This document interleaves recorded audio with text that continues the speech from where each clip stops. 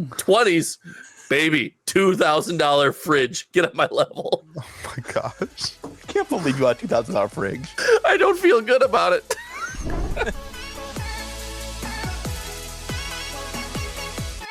All right.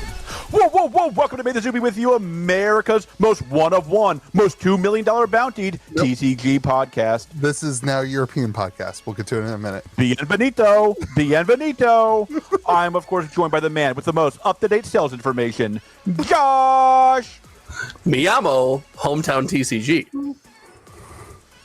And I'm, of course, joined by the man who knows Pokemon is GOAT, as he begs distro for more magic boxes, Louis DeGeorge. That's fair. What is up, everyone? And we are joined by George, the most knowledgeable person in the TCG industry. He knows a lot. He's going to provide a lot to this podcast. I'm ready, especially the first half when it comes to Magic. I want you guys to know, great henge. Whoa. He knows a lot. None of it's about Magic. magic. The name of Great Henge on my box opening today. It was kind of embarrassing. Even I know that. I almost had to restart the box. I couldn't remember what card it was in the set. I almost restarted the box opening, but I'd already opened the box. Because I was talking about, they would think you were doing something shady, and you're just stupid. Yeah, I was talking about the Surge Foil Great Henge that sold for $5,000. $5,000. Because it's me, I said Boseiju, because it's it's a green card. I don't know.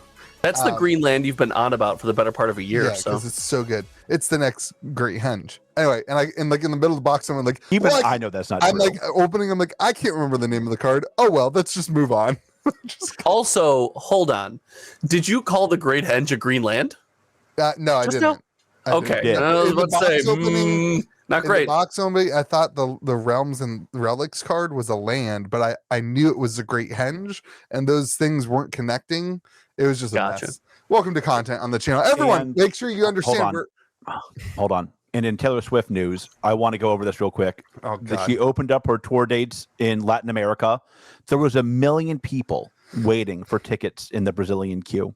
What's the bounty on the ticket? Because if it's not 2 million, a lot. Even by current Magic the Gathering price standards, there's a heck of a bounty on good Taylor Swift tickets. There's 1 million people in Brazil. No, you didn't hear? Oh my God, this is great. No, nobody cares. What's happening is people are flying from the United States to Latin America for the concert. Because it's cheaper to see her over there. Because it's cheaper. It's amazing. God. Taylor Swift, your GOAT. Next week, when Taylor Swift joins us on the podcast, we can we would can have talk to her about it. Easily 2,500 views. All right, everyone. This is what we're talking about. We're going to talk about Lord of the Rings to 2,162,000 euros. We're going to talk about the future. 2,162K euros. It's also not just we're on the same page. We're going to talk about the future of Universes Beyond. We're going to talk about Commander Masters. George's favorite set. George, what was I'm still in. This set has given me more confidence in Commander Masters. That's fair. I actually think that's the right take. We're going to talk about sorcery and deck building. I've been working on building some decks. I have some takeaways from my case opening. We're going to talk about Cryptic's new hollows, foils, and then George is going to tell us everything we need to know about the MetaZoo store program. Tag me in, baby. I'm ready. I'm sure will be very good. I'm sure it'll be 100% accurate and 100% correct, baby. Just tag me when you're ready. So, all right, Lord of the Rings. Taylor Swift said it was the best store program she's ever seen. That's all I'm going to say. Lord of the Rings has a new bounty that we have to have. This is what I want to talk about first. Lord of the Rings has a new bounty on the card. The bounty is, I'm going to put up the bounty. This is, oh, it's terrible on here. This is the bounty graphic. It's worse when it's on our screen somehow. This is a bounty from a European store. Attention! Cremo de Dragons officer! 2 million euros. I don't know. That's my European voice. The Europeans are very loud in your head. Yeah, why do all Europeans shout? I had an Italian family. There was a lot. I was born in Italy. What? There's a lot of shouting. They know how to cook. Italian food, best food. Yeah. So 2 million euros, which is the now highest bounty. I put it down. As of the recording of this podcast, $2.162 million US dollars. wild. Yeah, was the highest last week 1 million? Is that what we talked about last week? I don't remember. Yes, Lewis. It was $1 million I don't remember last where the week. bounty was. So that's, you guys want to predict where it will be next week? Right here, right here, baby. 2.5. I heard from a trustworthy source in my store that Is Post it Donald? If so, it's not trustworthy. that Post Malone put out Why a does $4 Donald million catch bounty. shade? Because No. What? yeah, it's not true. He didn't, but people keep telling me he did. And I'm like, I feel like I would know about that. Yeah, first of all, okay, that's not fair. This podcast does not spread any incorrect information or speculation. Post Malone, as we know of right now, put out a $5 million bounty, not $4 million. So is that your prediction for next week, Josh? 5 million? No, I think it's going to stay right here. And we're You going to ride think this wave for a little. Top. You think two's the Listen, top? This store, for now, cannot be the yes. store that offers the most money. It's like a small. This store might not be the store that pays the most money, but they've currently offered the most money. I think the thing tops off at 2.5. By next week. I understand. Yeah. Okay. You got to sell that. Like, this is like, Yeah. Like, Yes. I'm stunned at the, like, I expect I said on the podcast before when I got some doubt for this take might I add from some other people on this podcast, not naming names, but he's fat and ugly, that it would easily hit 7 figures. That would be both of them. And I got some hate on that take. I'm stunned. Last week? No, a couple weeks ago. That was when we were talking about the Post Malone $800,000 load.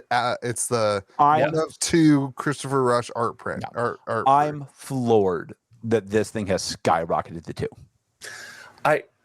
Can I have a moment with our audience and Louis? Sure.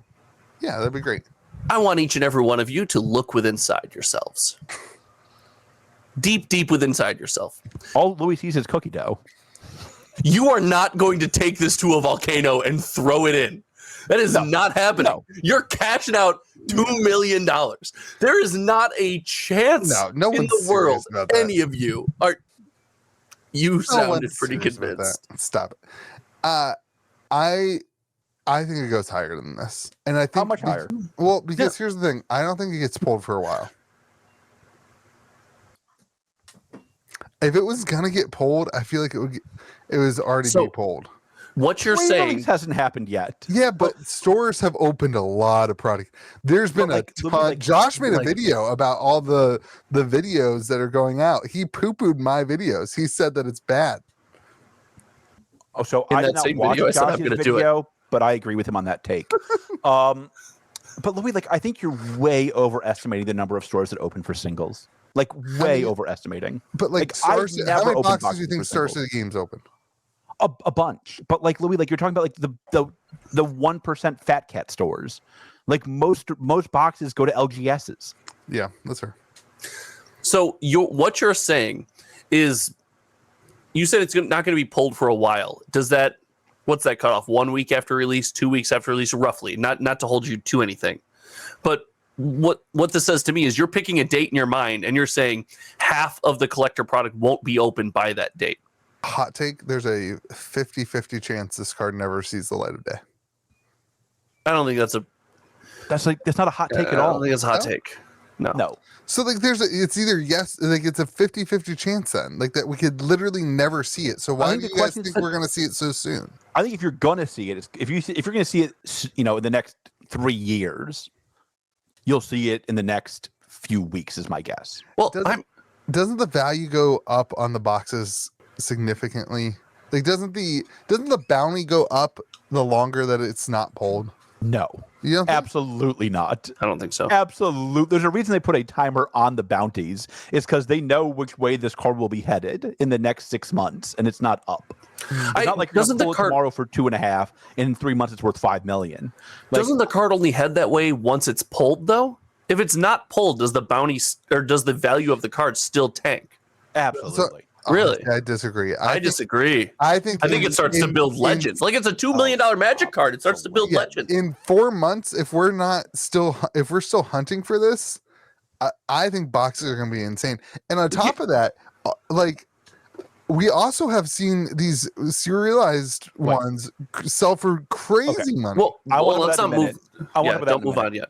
But like, I know Louis loves to merge topics, but like, let's have hard cutoffs, Louis. We have one topic: Lord of the Rings, €2 million. And my font on the thing doesn't have the European thing, so it's like a different font for the euro. You could convince me that in 4 months you're right, but you can't convince me is that in 2 years you're right. Sure, I don't care about 2 years. In 2 That was years, $2 million in my pocket. First of all, $2 million in my pocket. You're seeing a lot more of me on YouTube. I got nothing else to do. You'd see none of me on YouTube. You see, I got nothing else to do. I'm sitting in my basement stewing, dude. Josh's take last week of. Yeah, like if somebody posted on their channel, they could use that to make their YouTube channel. What a wild take! They absolutely what? Yes, you should. You should monetize that. You could never go on YouTube again. I'm kind of on George's side. Some of us like doing this, man. Some of us have some fun. But here's the real hot take.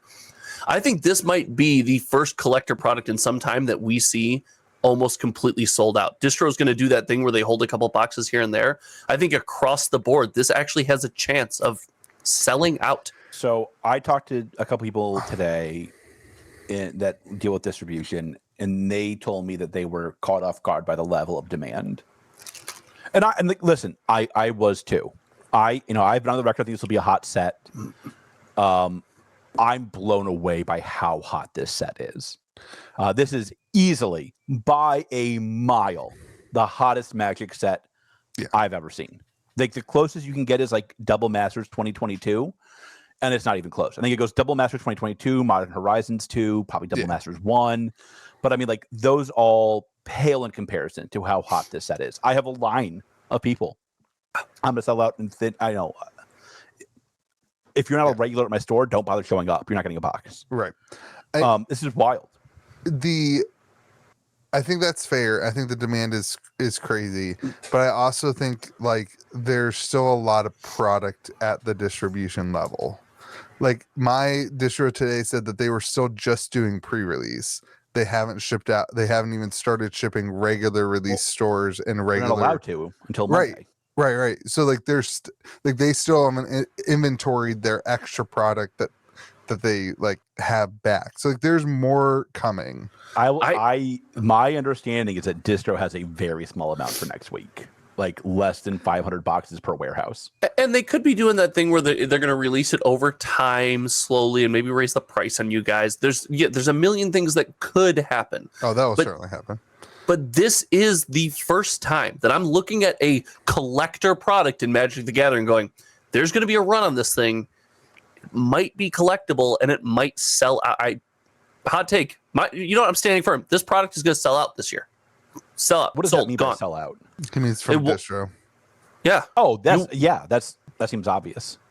But like, I don't think game stores are going to be able to keep them on the shelves. No. Unless the price gets so insanely high. I mean, like, let's talk about it. What do you think collector boxes are at in 2 weeks?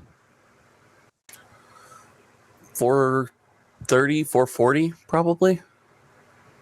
Well, 2 weeks is release, right? That is at release. That's a week after release. That is at release. Yeah. Not from when this release. Yeah, it'll be. Yeah. Okay. Yeah, 450 probably. I could see that. I mean, I could see that. Sorry, is that too reasonable to take? $700. I think easily 500. Really? I think easily 500. Wow. I think short term you're going to see something like that. I think long term there's some issues for this product. One of the biggest one being the special edition. Like the regular cards that aren't serialized in this box are going to have a huge downwards, like there's going to be a lot of downwards pressure on the regular cards that aren't serialized from this box because they're doing the special collector edition box, the special edition one that has different variants, different versions, a whole complete reprint of those of the same exact cards. Correct me if I'm wrong. We don't know if the realms and relics are in the special edition, do we? That's fair. We don't know that. That's fair. Yeah, we don't know that one. But like I think the general mythics and rares and whatever are going to have a lot of downwards pressure, and that might keep again, I think it comes back to serialized cards. Is the 1 of 1 ring pulled? That matters a lot. That doesn't matter at all. The 1 of 700 has already been pulled. Is the 1 of 300 pulled yet? Is the 1 of 900 pulled yet? Like, all that stuff matters in my mind. But like, even the non-serialized soul rings are carrying an insane amount of value right now. I think one sold for, was it what, $700? Yeah. So and the box toppers are going for crazy amounts of money right now.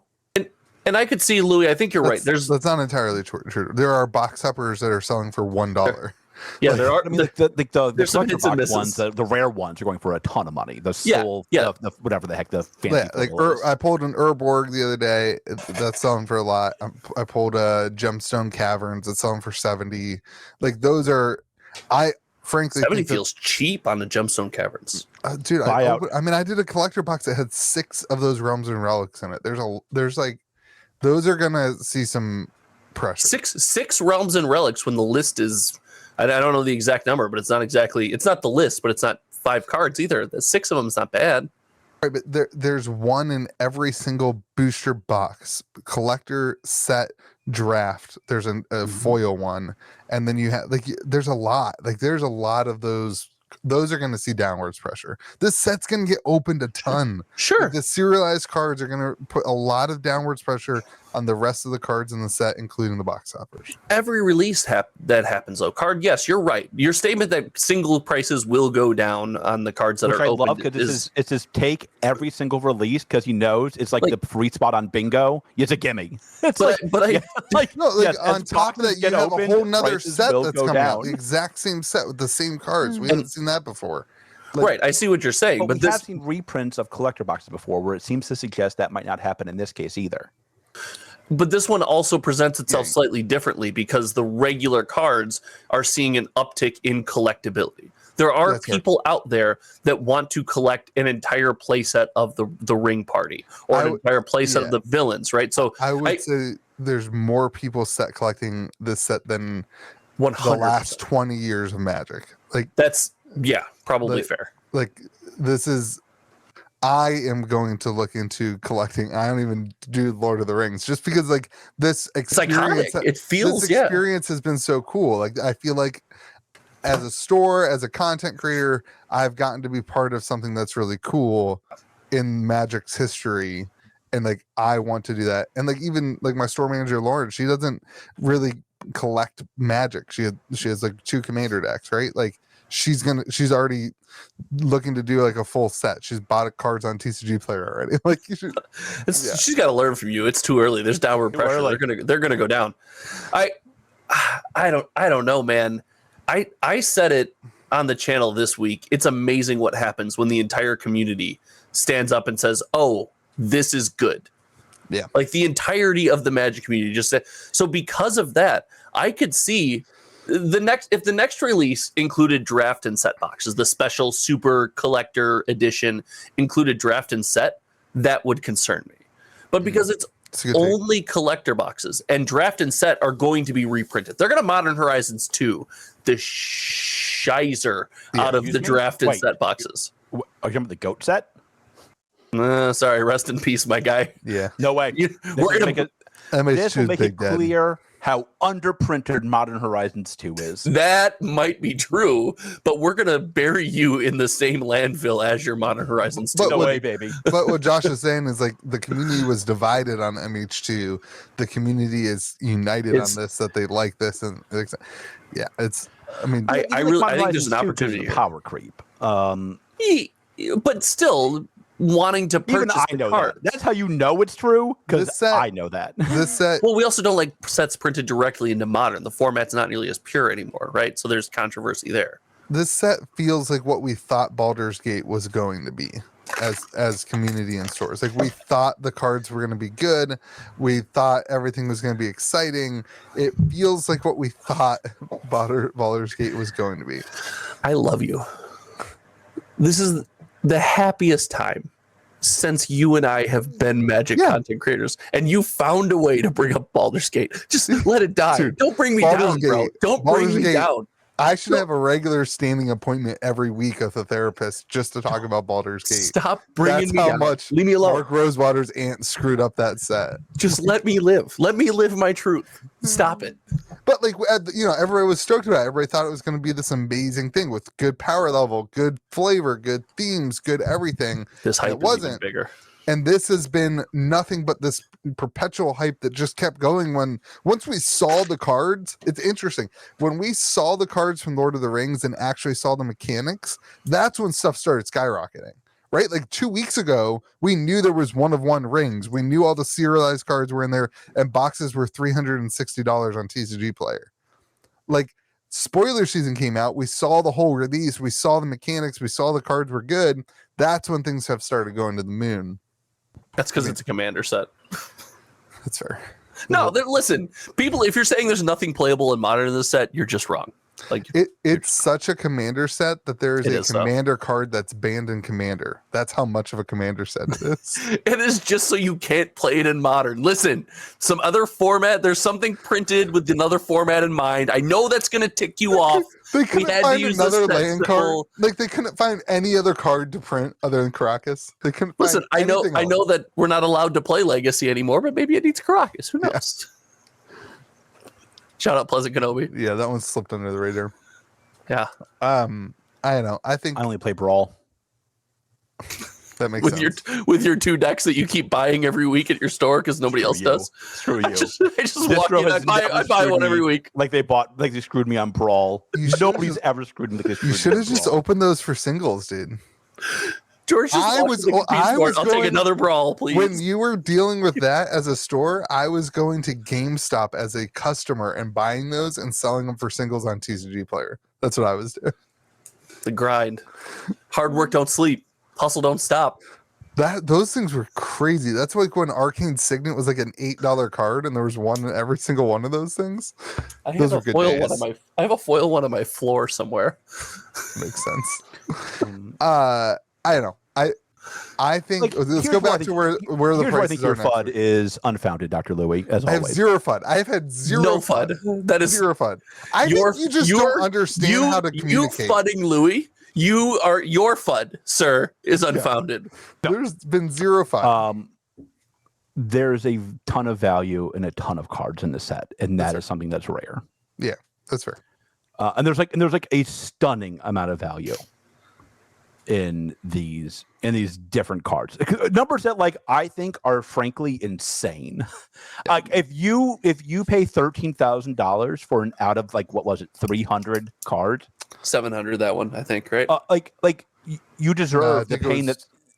Was it the 300? It was the dwarven one, which is. Was it the one of 300? Is that 300 the dwarven one? I'm not the Lord of the Rings guy. Where's our Lord of the Rings expert? Bring in the guy. Smeagol, come here. No, it's 300 for me and my wife were talking about this last night. It's 300 for the dwarf. You guys have a riveting conversation. I'm gonna be honest with you. This does not matter. If it was out of 300, does not matter. 900's the humans. I know that one. I will end your life. So like if you paid $13,000, Elf is 300 for that card. These were my bounties. Did I tell you? You deserve the pain that's coming to you. Did you guys hear my joke? No, because you interrupted me 50 times. So Raphaelos was the elf bounty because that makes sense. It's an elf, right? Wheel of Fortune was the dwarf bounty because it kind of looks like something a dwarf would have. And then the human bounty was Scrubland because a scrub is a man who ain't gonna give no love from me. Scrubland, human. I didn't think the podcast could get worse than George's take, but here we are.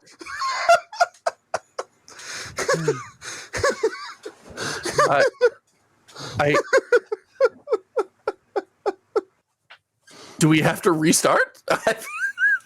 Yeah, a new podcast. George, the Pokemon be with you. A sorcery podcast coming next week. Spin-off time. May this be with you season 3. That's fine. You guys can have the channel. No thanks. All right, go ahead, George. Sorry. I don't know what you were saying, but you were saying something. Great. No? Good listening, Louis. proud of you. I was figuring out what number was the It's 300. written on there. You were All right, so you were saying that the prices are really high for those. For those. Oh yeah, I mean, like, listen, if you pay $13,000 for an out of 300 Magic card, I envy your chutzpah. Like here's only the way. nice things, George. great use of chutzpah. I envy your Fantastic chutzpah. use I did of not call chutzpah. that person stupid, Louis, because he would call me Wow. and yell at me on the phone. So like, I did not call that person stupid because I didn't want to hear about it tomorrow. But George, what if they paid that much for a sorcery card? Then they're a genius, right, Louis? So like that means that you have to say, I have an unlimited Black Lotus. And you say, that's great. Add cash on top, and I'll give you this card that was printed 5 minutes ago. That's When fair. you sent that comparison in our group chat, that had not occurred to me. Like I hadn't made that correlation yet. you guys, that's insane. Like, Yes. But is it? yes, unequivocally, that's So- insane. I think the only reason that that's insane is because of the velocity of singles that are about to hit the market. Like No, there will be 150. Like there will be 150 other 1 of 300s that will hit the market in the next 2 months, 3 months. If you assume 50% of the set gets open. okay. Like Wait. that's why that's a bad deal, because there will be, then you have to No. find 150 other people who also think it's worth 1,300, and that's not going to happen. I'm agreeing with you. 1,000. Yeah, I'm agreeing with you. Like, That's why it's a bad deal. I think the logic behind their decision is probably like, this is an iconic, Soul Ring's an iconic card. Lord of the Rings has collectors. There's certainly more than 300 unlimited lotuses. Josh, what is the most expensive serialized card that's not in this set? Do you know offhand? I know you're the serialized guru. The most expensive serialized card that is not The in this set? Ragavan. Sold Yeah, for it's what? got it. Mox Amber. No, Ragavan's I worth think more. Ragavan went for, what was it, 4? That the one of 300. Yeah. for One of 4. 500. One of 500. I'm sorry, the number one. I mean, like, this is $13,000 is Now, banana pants to me. I hope I'm wrong. I hope it goes to 100K. But like, man, I don't see I it. want you to consider something before you go any further, because I'm on your side. Soul Ring is the most played card in the most popular form. Now, hold on. It may be becoming the most iconic card in Magic. It might be on track to be the most recognized and most iconic card I would say in it's Magic already the there. Gathering over the Black Lotus. The Black Lotus is iconic to ingrained enthusiasts, people in the high-end community, and people aspiring to collect. Soul Ring, probably every single person who's ever played a Magic card is aware of Soul Ring. I would also bet Soul Ring is the most printed card in Magic the Gathering history. That doesn't It- matter. But not Absolutely matters. not this one. Yeah, Not that this doesn't, one. like, that because doesn't matter to unlimited- the value of. like, Nobody is buying the 1 I of 300 cannot- Soul Ring to put it in a deck All and right, so, play it. let's take this bet. What's worth more in 6 months? A unlimited Lotus Oh, or the Soul Ring? it's probably the Lotus. That's my the safe, gut too. smart move. And my gut is it's not relative. My guess is it's not particularly close. The- and like, keep in mind, right now there's a $4,000 difference. Like, this is insane. I think in the next 6 months, it's almost certainly that the Soul Ring goes down in value, because, like I'm saying, my point was that there's going to be 100 of them that enter the market. That's a lot of. There's not going to be 100 unlimited lotuses that. So there's sell- only a third of the set that gets opened. Well, I'm being nice. It's probably more than that, but like, there's not going to be 100 unlimited lotuses that hit the market in the next 6 months. I think the Unless question people is are trying to unload those Lotuses to get those Soul Rings. Oh, I didn't think of that.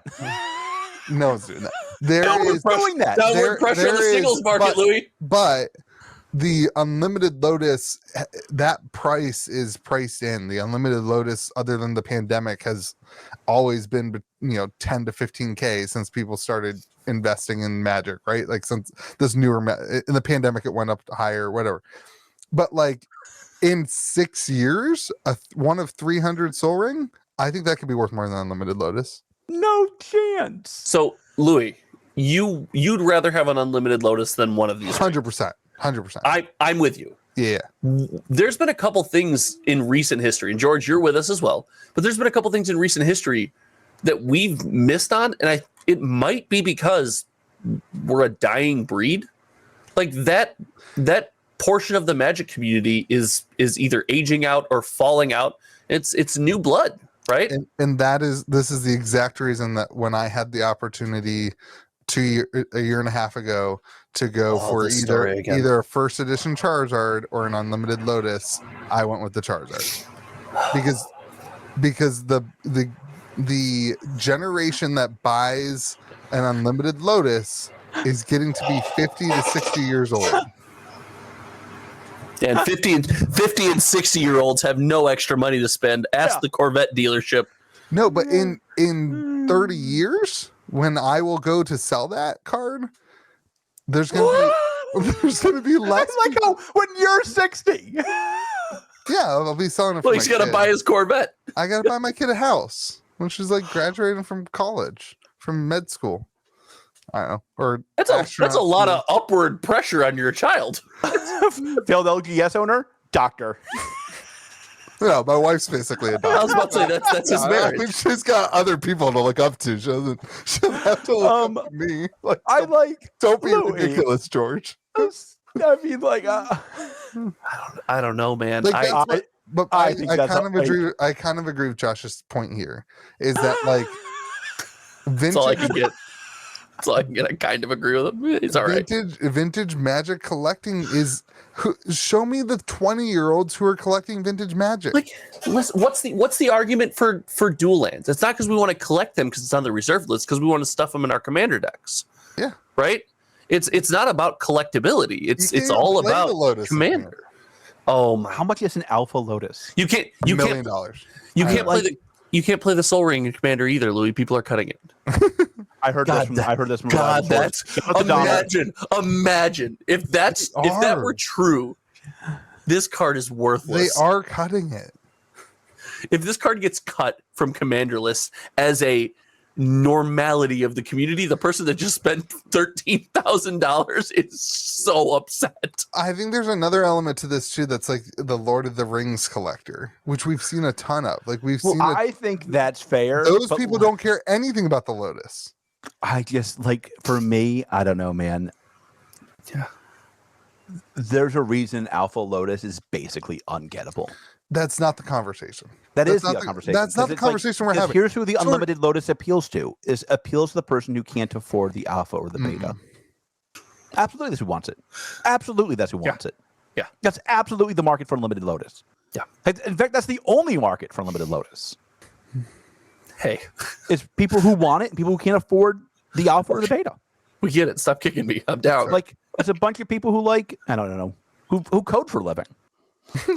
So or make YouTube content. They can't afford either. They can afford the unlimited one from China. Guys, stop, please. I can't. You can talk to Sorcery about that. I'm already dead. So Josh, you pull this card, this 300, and you trade it for an unlimited Lotus today, right now. I do that all day. Now, but am I taking advantage of the hype? Am I being like that? But I'm the most pristine unlimited Lotus. This is worth more. Sure. Listen, I'm on the other side of the fence in those negotiations. Here's my point. I would do that too. Horse or goat. I would do that too. You know who wouldn't do that? Lauren, my store manager. She would not do that. She would sell it because she's smart. I would also probably sell it because I'm sorry. But if you were like, you have to keep this or trade it for unlimited Lotus, she would much rather have the Soul Ring. It's probably not she's great. a Lord of the Rings collector. It's probably not great for you to be like, the person who runs my business would not make the best business decision, but that's just because she likes Lord of the Rings. What are you saying about Lord of the Rings people? GamerGrove.gg for those of you interested. I don't know. I just think like there is an element of this that they're.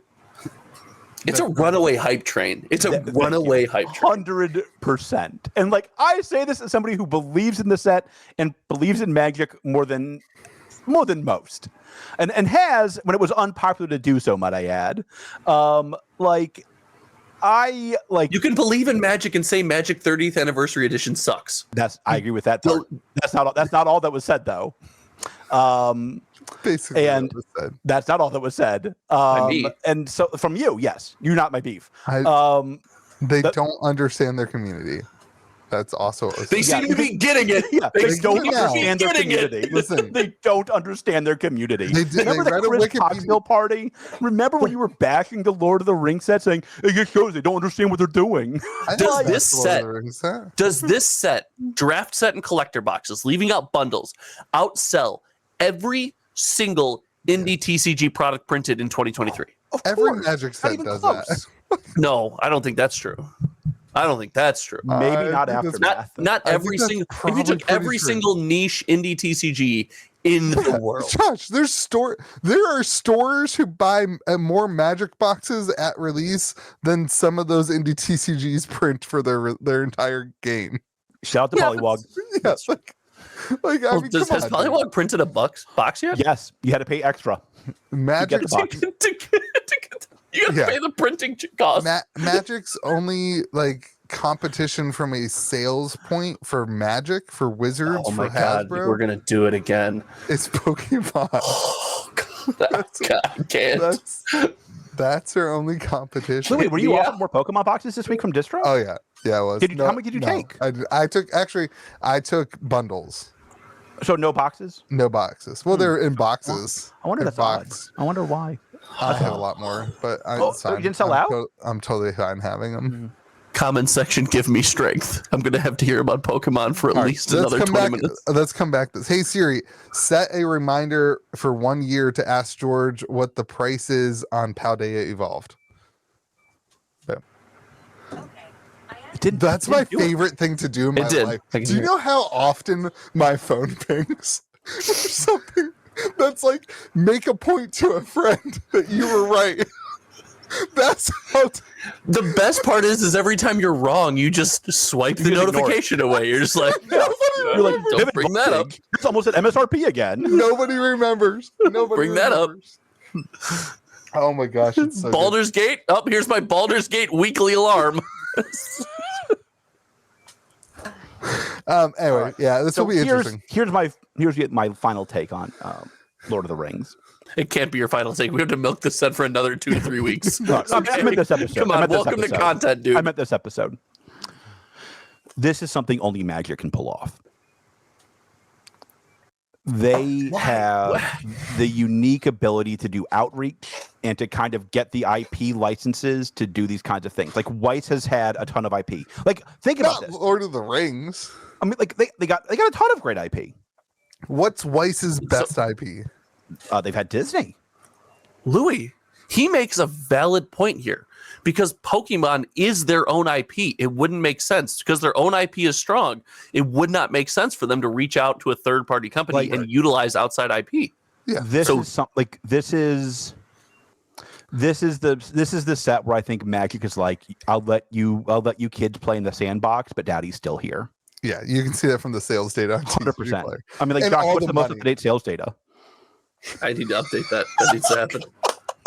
Thanks. What is this, an alley-oop? What is this, an alley-oop? All right, everyone needs to know. 2 minutes before this podcast started, Josh said, I haven't updated the sales data, so don't ask me about it. And Louis set it up. I spiked it home. Why am I just catching strays? What is today? My fridge doesn't fit. I just want to go home. Wait, you bought a fridge and it doesn't fit? I'm currently shaving down my cupboards above the fridge so it fits. Did you I'm not off like 2 millimeters. No. Oh, so the one in the store isn't on wheels. There are no wheels present on the floor model in the store. The reason I know this is because to do the measurements, I had to take the fridge and manhandle it out into the middle of the aisle to do all my measurements. Get this fridge. There's wheels on the bottom. The axle goes through the metal. You can't take the wheels off of this fridge. So now it's Take the like wheels off the fridge. first of all, I could, but it's a $2,000 fridge. I don't want to damage the freaking fridge. Wow. It's got the little, you knock on the window and it lights up and shows you what's inside. No, My kids are going to annoy does me with that one day. When that breaks in like 6 months, take 6 Oh, months? it's never getting 6 fixed. months? Never. set a reminder. Gosh, if his fridge still works. By the way, Louis, you can definitely change that to 6 weeks. That's Why am I on this podcast? Why did you buy this crazy ass All right, frig? hold on, Josh. I've been in your shoes. I bought an entire couch and didn't measure. I measured I bought a I- very expensive measured couch. aggressively. I forgot all about your couch. It didn't fit. That was my favorite story for so long. So upstairs, I have a belt sander, some 60 grit sandpaper, and I'm going to town. As soon as I we're done with this love- podcast, I'm taking out my anger. Your house is going to crumble around your fridge, which will be the one thing that stands until the window breaks. So it's this way. You know It's a what? up and down. Is it the up and down that doesn't fit? Yeah. I was. Vertical. I Vertical don't is the think. way You know what? most I people got. will phrase that. I got it handed to you. I don't think I possess the adulting skills to know to measure the vertical of a fridge. Like I think I would Oh, probably. interesting. I think I would. Interesting. I I didn't would think of probably just measure side to side. So the only reason I think of this is our older fridge. I because of my freakish height, I know I can see like everything on top of my fridge all the time. Well, and now when we you were have shopping, now you have a TV on your fridge, so you can see what's inside. well, when we were shopping at Home Depot, I noticed, it's harder to see the top of some of these All right. fridges. There's different heights. I should What? measure that. I feel like we're close enough. Josh, what did this fridge cost you? I have to know. He told us $2,000. He already said it. You paid $2,000 for a fridge? It was on sale. I got like 38% off or something. That's cool. I got a whole bundle. Dude. I see. Like I got all new appliances. I went with my wife to Home Depot. The plan was to get a dishwasher. The salesperson walked up. She goes, "Yeah, we're looking at bundles for all new appliances today." I went, "Okay, that's You know, what I we're need doing." to get new appliances. Like this has been a conversation with my wife and I. You want me to ship you ours? We left a dozen eggs in our fridge when they took it out. Yeah, dude, that's about the cost of a fridge, right? Are eggs still ridiculously expensive? No, they're cheap around us now. Costco. All right, let's move on from. $2,000 for a fridge. I don't want to talk about I fridge think that's anymore. George, when's the last time you bought anything? I think that's pretty standard. So when I bought my house, the lady was who like I bought it from had a 22. 1%er fridge, and part of the deal was that I get to keep the fridge. And she was like, "No, I won't do it. Like I will walk away for the fridge." You're She such threw it in. a hard person. Last to deal with. question: is it a Samsung one? Do No, not we buy a went- Samsung fridge. No, we No, went with LG.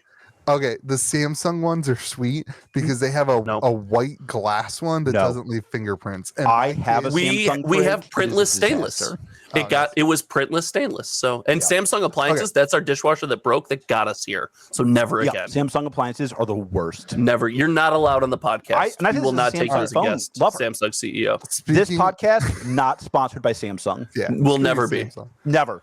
Unless I Never. get the fridge. No, don't put that away. We're not doing VR either. We're gonna make our own phone line. Okay, speaking of things that are broken, let's talk about the future of Universes Beyond. I don't know. That was just my We're doing transition. I think that this is going to be their excuse for why they do 1 million Universes Beyond products in the next 10 years. I think we have moved out of flashy era Magic the Gathering into Universes Beyond Magic the Gathering plus flashy era. I like how you realized that you also wanted to complain about the 900 variants. And you're like, oh, crap. If we're on a flash here, I can't. We'll call it special edition era. Special collector bonus edition, Super limited release, one of a kind, serialized Doesn't this serialized show that edition. they're nailing it though? I mean, sure. What were we saying about the lack of FUD, Josh? I missed it. I missed that part. This set is nailing it, but like I think isn't But there like a- the Warhammer decks also nailed it. Yes, in fairness, Warhammer nailed it. Did it nail it to this degree? No, but No. it was an insanely really well-selling product. Yeah, we Do all- you have any assumption that Doctor Who will not be as good as Warhammer, if not better? I did have that assumption, and then my comment section was full of people being like, I love Doctor Who, I love Doctor Who, I love Doctor Who. And that was the first time I had ever met anybody who even knew what Doctor Who was. What? So yeah, God, I've you in never, West Virginia. You should like Doctor move Who- out of West Virginia Doctor Who sometime. has It's great never out here. come up in any conversation in my life. But like Lord of the Rings doesn't just come up in conversation either. No, Josh. So I was you're heading to wrong. You're Mordor wrong, the other Josh. day. Josh, Louis goes to a random stranger every day and talks about how much he hates the movie. It comes That's up in probably his true. daily conversation. Yeah, actually, I don't like the well, movie. recently it really does come up in my daily conversation, to be honest. I don't like the movie either. It was fine. Okay, Smeagol. so what Smeagol's is goat. that's just What's your favorite Lord of the Rings character? Smeagol is not goat. What a take. What? You can He's just the best slip that in character. there. He's the best character. He's definitely not a goat. Was a person Okay, or a hobbit. so God, or something. your jokes tonight are horrific. I know. You're in And, rare like, the dad only form. thing I'm into it. better I'm is into how it. much you're loving them tonight. I know. That's I'm the into it. best I'm part. into it, dude. Yeah, it's Father's Day. This is our Father's Day weekend podcast. It's I'm dad into it. jokes. Oh, happy Father's Day, Yeah, dude. you too, buddy. Proud Thanks. of you, George. You know, You're here. you look good. My dad died. Wow. All right. Well, All right, here we that's go. been the episode, everyone. There we Thanks go, for tuning everyone. in. You can Be donate to kind to the ALS. people around you. Link below. What's that, Donald? Okay. I'm curious what's your wildest take for Universes Beyond product in the next 5 years? Like, what's your wildest IP crossover take for Universes Oh, you're Beyond? gonna love it. You're gonna love it. Oh. Let's do it. You ready for this? Yeah, you're gonna say Pokemon. Yeah. That never happens. There's no chance. Absolutely We had this conversation in my store. You know why it never happens? Pokemon doesn't need it. Hey Siri, set an alert on my phone next year to tell Louis that Pokemon showed up in It Magic. won't be next year. It'll be the next 5 years. Yeah, but then Dude. next year I'll set the alert again. Why would what's to gain for either of them Next doing year it? Because Like, there's a ton of crossover. There's a ton of crossover players mean? and collectors. Not so much And players because nobody plays. They're Pokemon. gonna get There's a ton paid of on crossover selling collectors. 2 TCGs for that set, right? so who Pokemon gets will paid release more their own there, set. though? They'll be 50-50. And they'll each do a crossover at the same time. That would be crazy. It'll be Pokemon a can't do collab. a crossover. Pokemon. What- couldn't do it. Pokemon Okay, so wouldn't here's do it. well, they might do it. Ready? They So care too Magic much about uses their IP. Magic uses the Pokemon IP. Boom, crossover. People actually play Pokemon. That's the Magic crossover. Nailed it. You spend I months where want- you you have know to what? sit there and play the game. I want you this next weekend or this next month, I think, I don't know exactly when it is the Pokemon Worlds. And I'm going to send you nothing but Pokemon Worlds information and streams so you can see how many people Okay, actually Google, play Pokemon. remind me to block Louis this weekend. I'm gonna treat it the same way that I treat the Wait, other do you things you have an send me. Android still? I Of forgot course. about that. God, you're the worst. This is Not why we sponsored. never talk in our group chat. This is why I I'm never the respond to 99 anything. percenter. I am the man of the people. I don't think people who like you even believe that.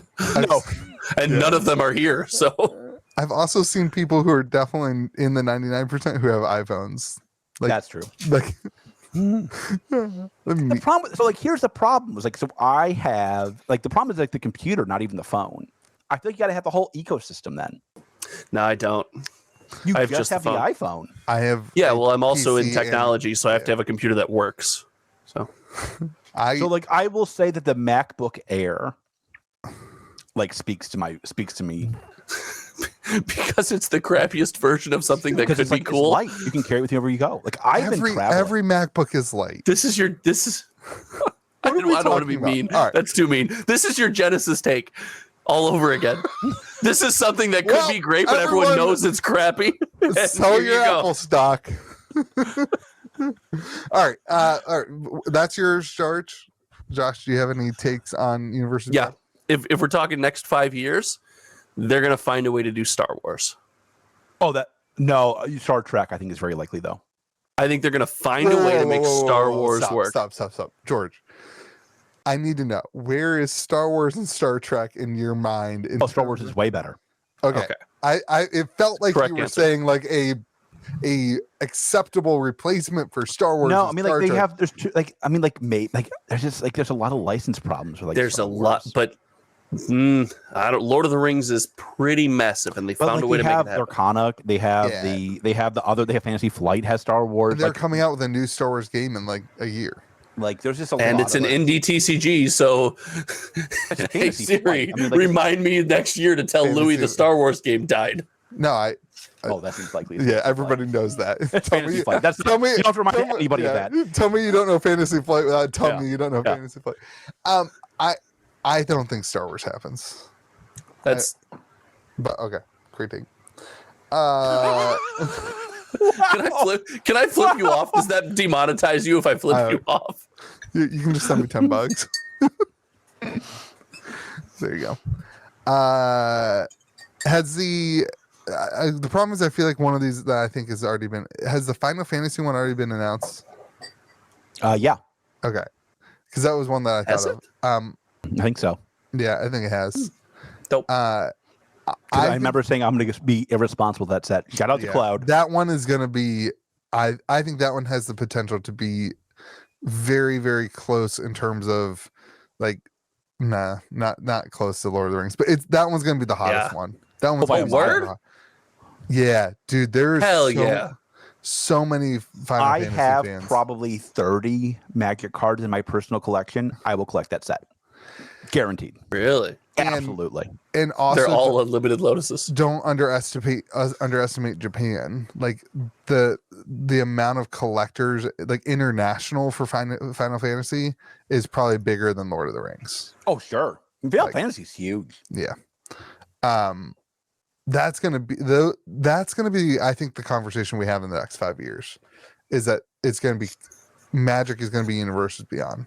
Bro, if we're doing this 5 years from now, You're not doing this 5 years from now? All right, don't go subscribe to Man, pull a $2 million card. Like, make sure you leverage your $2 million card into views.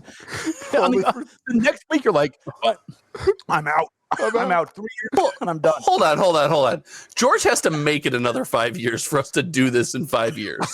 I didn't mean all of us. I just meant like Okay, well, that was my big like hang you up. and I on the podcast. Okay, that was my hang up. We're fine. We already did a podcast. We'll do another one. It's fine. All right. I just think that the success of this Viewers. George, I lobbed it up for you to say it, but you were drinking. A lot of viewers. Those 10 Hasbro, people will be thrilled you're back. Hasbro is going to see the success of this, and they're going to go all in on Universes Beyond. Like, They should. I mean, at this point, they should. I agree with that. Like, people want it. Yeah, at this point, I think they should. The overwhelming majority seems very positive. I don't like it because I'm old, but yeah, I agree. But like Louis, like this speaks to old people. It doesn't speak to old Magic fans, But Like, it doesn't speak to old, very entrenched Magic fans. Right. Old casual Magic fans. I mean, my comment section is littered with I haven't played for 2 years, 5 years. One was 12 years. Like, I'm coming back because of this. I think it That's doesn't fair. speak to us who love Magic more than is probably healthy. Right? Yeah, and I think it goes back to the more that you do this, the more you kill the IP that was Magic the Gathering. Like Nicole Bolas doesn't mean anything anymore when Saruman exists in the lore. Weren't we already there? Wasn't that our argument earlier? We were already there. But like that's where it's like for me, it's a pill to swallow that I feel like I'm constantly swallowing. Okay. As a entrenched Magic fan, lover of Magic storyline and whatever. Like I don't know. But I think you're right. Like that's the right direction. It's where they need to go now, and it's where they're going to go. So I don't think there's any stopping it. And I am a lover of Magic IP in the sense that when I see cards that holler back or harken back to other cards or other times that I played Magic, or just like some of the old decks I used to play, I love that. I love that world. When the Kamigawa set came out, I bought a bunch of it just because it reminded me of the original Kamigawa block. So I love it in that way. But I'm also not on the side of the fence where the addition of outside worlds or the Universes Beyond ruins that for me in any way. I do think, however, it puts us in an interesting position. Their model of success has been make us fall in love with something, revisit it in the future. With these IPs and licenses, is that going to change? Are they going to have to constantly rely on new IPs? Or are they going to realize their IP sets that aren't Universes Beyond are really going to have to make us fall in love again? Because otherwise they can't revisit Adventures. Well, that's a bad example. They can't revisit Crimson Vow and Midnight Hunt, right? Yeah, but- Because no one's going to care.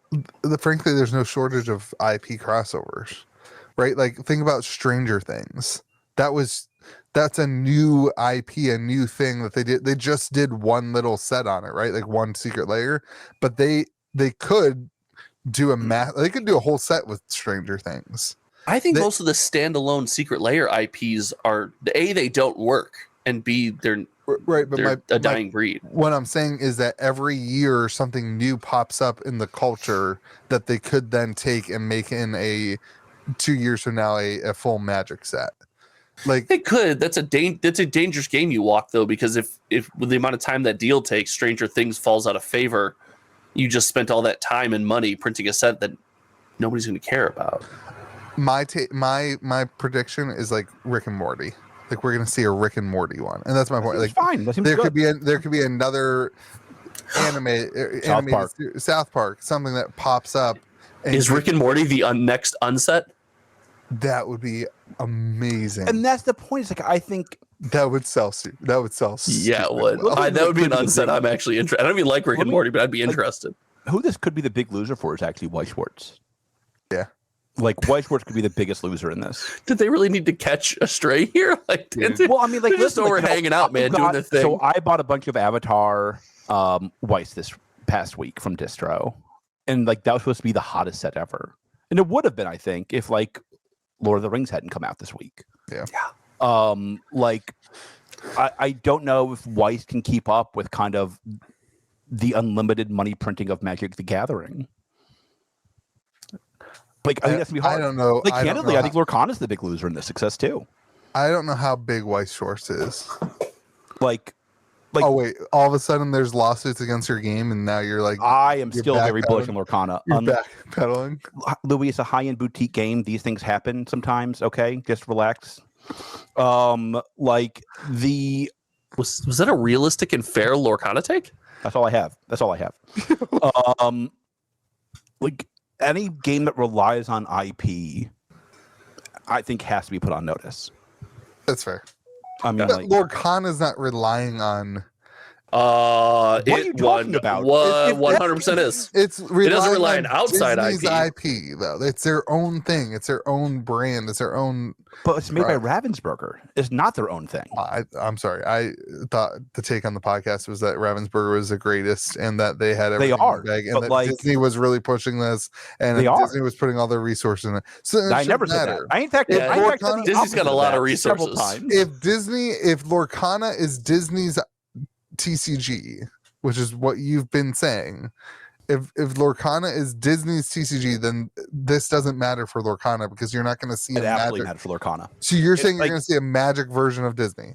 No, I'm not. But I do Well, think that like then if why does it you matter? I think if you have a like before Lorcana was going to be the IP train, right? They were going to have the IP. It was them versus Weiss for the IP hype train. If you add Magic into this, I think like that's going to be a tougher spot for them. Like, Could you if see you a- now have Lorcana coming at the same time as the Rick and Morty unset, let's say, that's a harder choice for the average consumer. George, Like- could you see a world where let's play a game that isn't the real world? Lorcana doesn't do well in 2 years and is on the downswing. Where if Not gonna happen Wizards like is all in on outside IPs and looking for any licenses they can get their hands on, Disney then decides to get Sure. into the TCG space. Let's just sign a contract with people who are already crushing it. Why Yeah, try to but do our own thing? That of course can happen. Yeah, I think that could happen. I think that could certainly happen with It's Star also, Wars. Like the other thing I want to remember, like Disney does more in a quarter than Magic does in a year. Yeah. Like this is a rounding error to Disney. And so like they won't pay attention to the details of the stuff. They'll just know is it doing well or not. Like Disney is so much bigger than these companies. It's like Yeah. Yeah. You're comparing WotC to Genesis, right? Like these things like they're strays. not in the same universe. Like Disney's just going to care is the IP being Maximus. honored in a way that they like. Are people liking the game? Like that will be, I think, Disney's test for Lorcana. And I think if Ravensburger fails either one of those tests, they're like, of course, WotC could be called. That's crazy. That's interesting. What a time in Magic. Magic's just GOAT, dude. Amen, brother. So that being said, Oh, does okay, here we that lower the value of the Black Lotus? Back to our first conversation. If the IP and the lore is now focused on Disney, George, okay, let's say they have a 1 of 300 Mickey Mouse. Is that worth more? That should not be worth anything. That should not be worth more than Unlimited Lotus. Okay. It's I And like I will say, the like, core of the foundation is still Magic. I might prefer the Mickey, but like I would not trade it. I would not trade an Unlimited Lotus for it. how much are those Mickey promos going for right now A ton. compared to a Lotus? Less than a Lotus. Okay. Good. But there's a lot more. People who are spending these money in these cards can just be wrong too. Yeah, that's fair. Like, okay, let's move on to. And also, like, I do think you're going to see, like, it's interesting that they're coming out with the Star Wars game too. Final Fantasy is. I mean, Final like Fantasy Flight. I'm sorry. It's their third time? Is this their I mean, third? like, Fantasy Flight's going to do what Fantasy Flight does to Horrible. TCGs. I'll leave it at that. But I mean, I think it does show that, like, that struck me as weird with Lorcana. Like, could you see Star Wars in Magic? I don't know. Like, I don't think so. I think it'd be too complex with Fantasy Flight. But like, but I think you could certainly see Wizards and Hasbro buy the Fantasy Flight license or buy the license from Fantasy of Flight. course. Like that's where I think you could start seeing this stuff. And I don't know how much. Listen, I don't know how much money the Fantasy Flight paid for that license. But if you look at the sales data for Lord of the Rings, can Magic look at that and be like, huh, if we spend that money in one set, we can make the money back and then do another set? You know what I mean? Like, it's wild. I mean, watching the podcast come around to the Star Wars idea. I think, listen, I think this set has changed. We will look back at this set as a set that changed Magic forever. I agree. Yeah. This is going to be this turning point in Magic that I don't think you can easily turn back from. Like the sales are through the roof. And I think they are uniquely suited to tackle this because they have the capital to do so. And I guess, I think Joe G sent me an article about how that also Hasbro's reinvesting in their own IP and their own toy line. I mean, this is a perfect way to do that. They have the means to tackle this in a way that nobody else does. And I think, I'm thinking they're starting to put the pieces together. It's wild that they botched the D&D thing so bad. You'd be like, listen, it's popular IP. You can use it it's all right there. It's right there. To botch that hard is like, wow, what a ball that came right down the middle and you just whiffed. Too busy hanging out at cocktail parties, There you go. Get it in. Get it in, dude. Magic's turn it around. I did not think D&D was a great fit. All right, let's just move on. I think D&D's like, I think D&D's can't address that. Like, I think it's the same thing. I think that D&D players, they're not major collectors. They're major players. And if you're going to have a high-end card, you need to have a high-end collector base. The sets for D&D were highly playable. Yeah, but that's my point. Is that they're highly playable, but they need to be collectors to raise the price. Collectors make cards valuable. Players don't. Yeah, there was also players still sell boxes when they're cheap. There was nothing built in collectible though.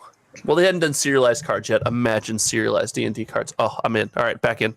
All right, let's move on. You guys want to? We'll get rid of Commander Masters because it's been an hour and 5 minutes already. Yeah, but what else are we going to talk? What else you want? What else do you want to talk about? TCG Commander spaces? Masters 500.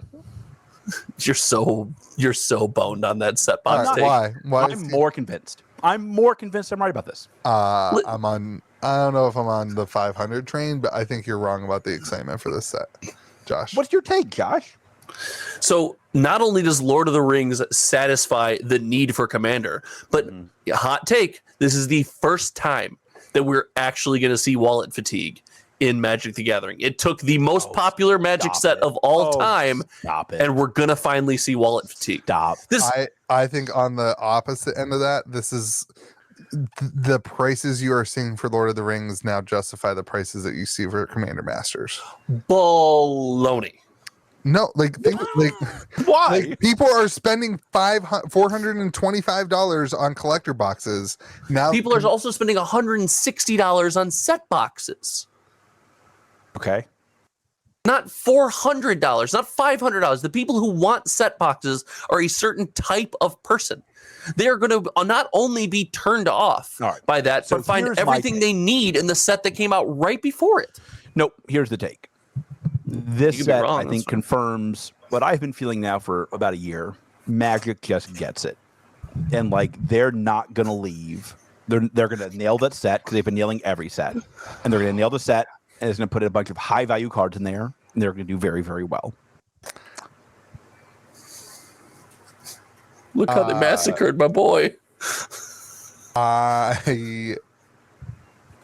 think that Magic this year looks really good. I kind of agree with George with that. Like the sets this year have been fantastic.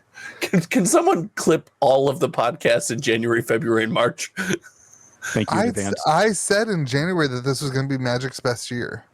When we saw the spoilers for all the stuff, Wilds of Eldraine, when we saw we hadn't seen Commander Masters, like I said that this was an amazing lineup for the year. So last year I poo-pooed all Magic stuff because last year sucked. Last year was trash. Other than was Times Sparrow last year.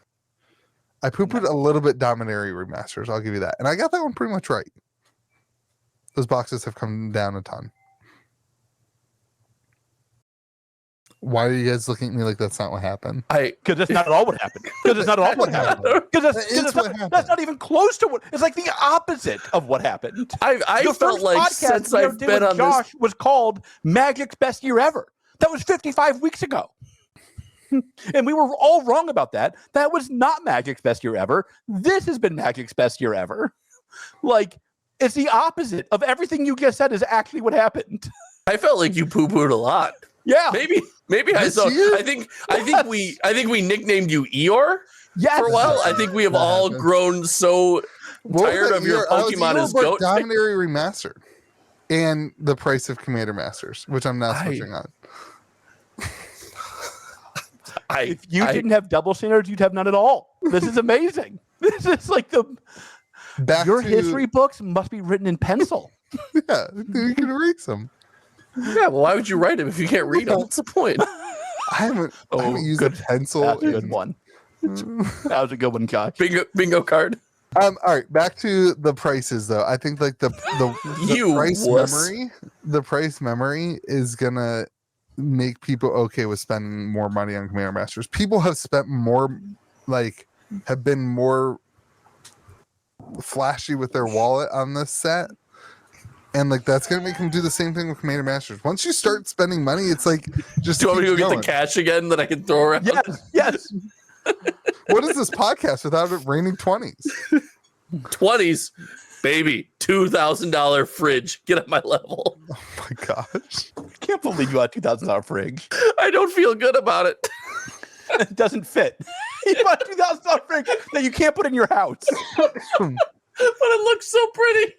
Through the window that you can just as easily see by opening the door. Yeah, but if you knock, it lights up. It's so. What if Commander Masters has serialized Commander staples? What if they have Soul Ring? Soul Ring? No, Commander staple, not one that's only in old decks, Josh. Yeah, that's true. They know the new meta. It's probably not even in the Is Arcane Signet still played then? Because if you're not playing Soul Ring, you're playing Arcane Signet. I don't even understand the world. So what if there's a serialized Jeweled Lotus? Oh my god. Oh my god.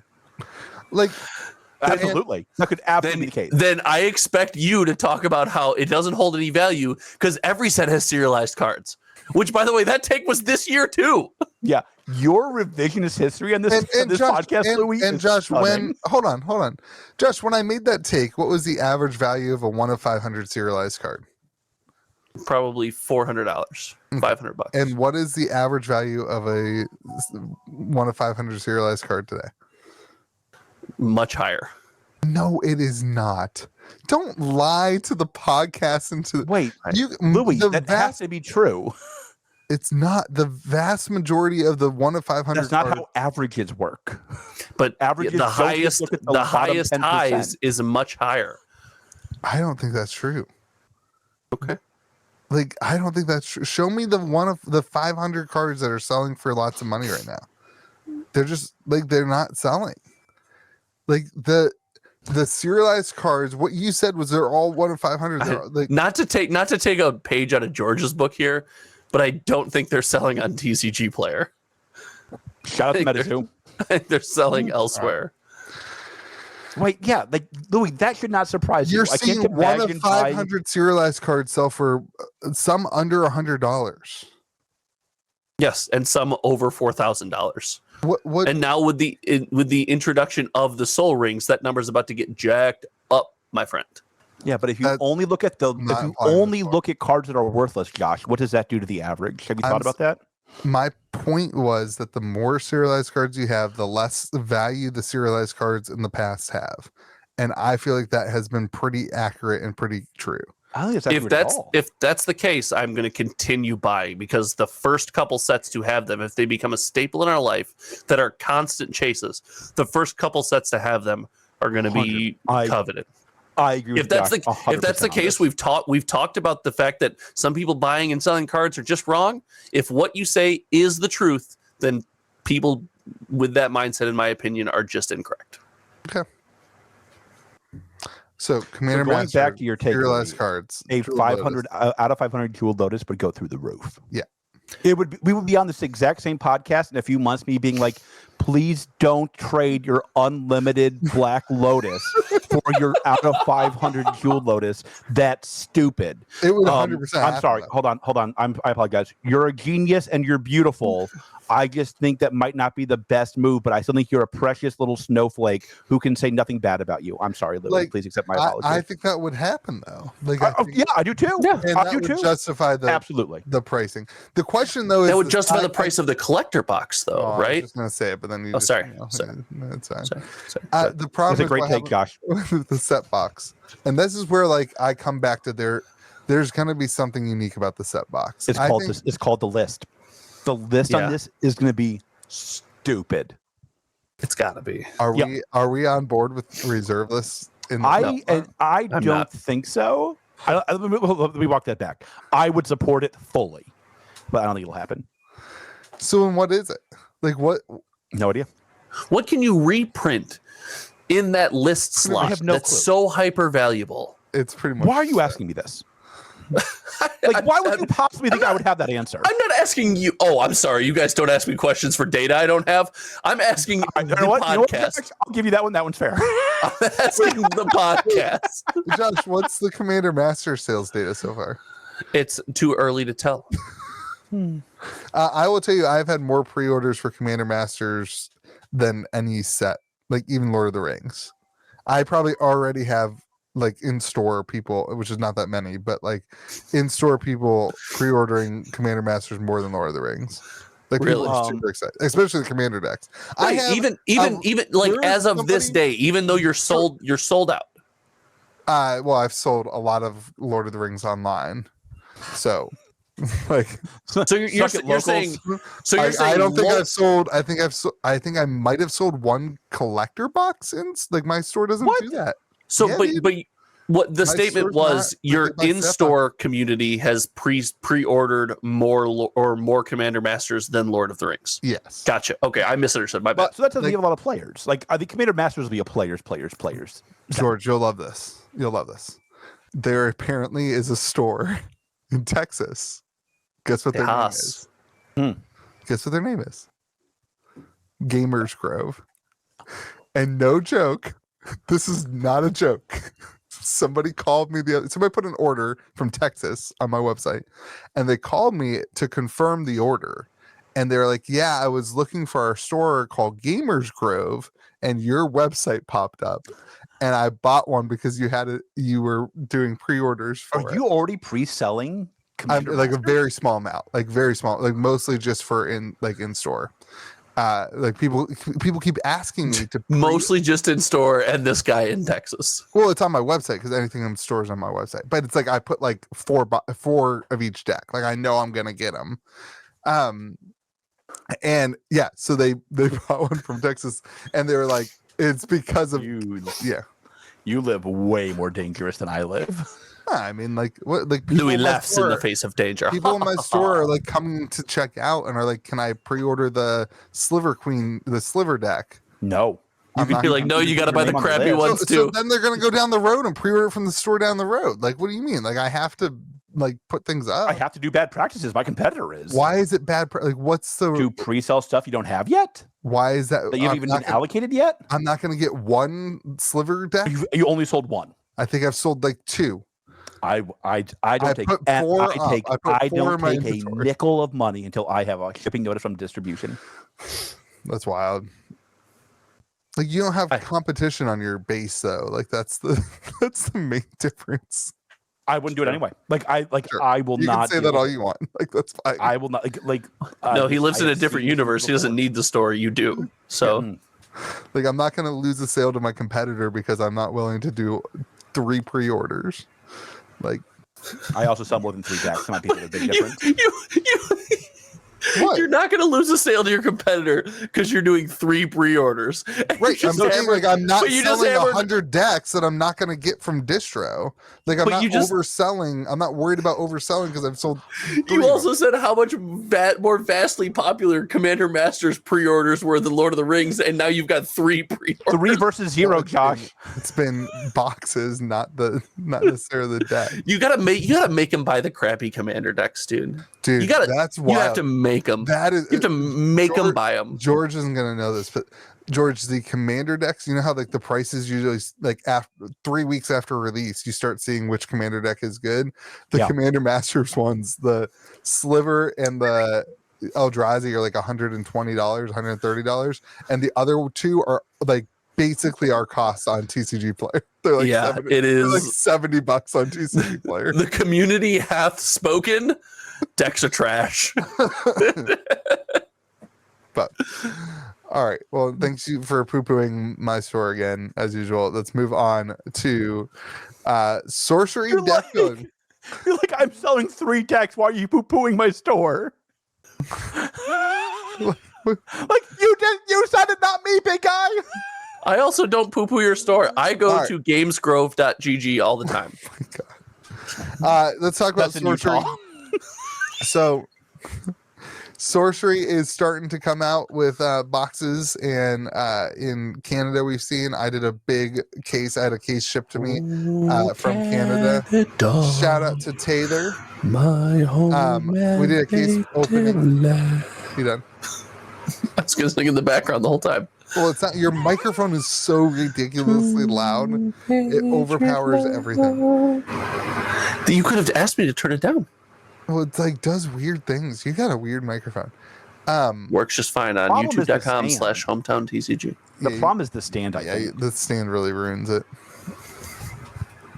I'm not taking it off the stand. It's You'll not lose the stand if happening. you take it off. I'll spoil this for you. George did that once. He never saw it. It's not It's happening. because I know where the stand is. I know where the screws are. Now I've lost both. All right, so I want to say something. I opened 7 boxes of sorcery. I've opened 7 boxes now. One that they sent me, and then this case of 6 that I got from Taylor. I went to deck build the other day. And the goal was to build 4 decks for my store so I can like have people play and they don't have to use the precons, because the precons are good, but they're very like, they're only one, color. It's like not as whatever. So I don't have in 7 boxes. I don't have a play set, which is 2 of the second rare, like the rare cards, not unique. It's elite. I don't have a play set of elite cards. Like I'm missing multiple cards, and I don't have all the uniques. So I can't even build the decks that I want out of 7 boxes. Which is crazy. Like it made me. I thought that I was going to go into deck building and have all the cards I need with 7 boxes, and like it made me be like, oh no, if I want to do this, I'm going to have to open a lot more boxes. I thought that was an interesting example of how the set size affects what will be the end user experience that we haven't really talked about much. Josh, the deck builder and player, do you have anything to say about that? I mean, you said it. We kind of saw it coming. The whole idea of it's a large set, it has to last you a year. And I think it was you that said it's going to encourage people to make trades and really engage in the local singles market and pick up, swap cards that they need. Yes, local singles near you. But yeah, I mean, that's a pain point for the early process for sure. It's not a competitive game, so having less than optimal decks doesn't that's not what they're built around. So that seems fine. That's fair. Yeah, that's fair. And that's what I ended up doing. I ended up cutting things that I wanted to put in the deck, just to finish the deck, and then I'll kind of trade. I've got shout out to Ben. The video might be live by now, but Ben sent me some boxes to open on the channel just to have content, and we're gonna trade cards from the boxes. Why are you going like this, George? How are people going to send you random boxes? What is going on here? Ben wanted me to open his boxes on the channel. Oh, is this old Ben? Old Ben, yeah. Oh, the goat. You just call it the goat. Yeah. I don't think he's a goat. By far. Oh, he's absolutely the goat. Wait. You're holding two of his boxes I to said open I don't channel think and he make is content. a goat. A goat. It was another dad joke, this time a goat joke. But we take old Ben very seriously. That is not funny. By far the most beloved person in your community. That's by fair. A mile. That's true. Including you. It's not even comparable. Are you kidding me? I'm in the bottom 10%. It's like Ben. Jesus. This took a turn. Is he in your Discord? Probably. Is he a patron? No. And you can be too. He's everywhere. I'd say Simon's up there. But do you charge him $5 to be in your Discord? That's the question. $7.50. He gets 50% extra. The heaven tax. The heaven tax.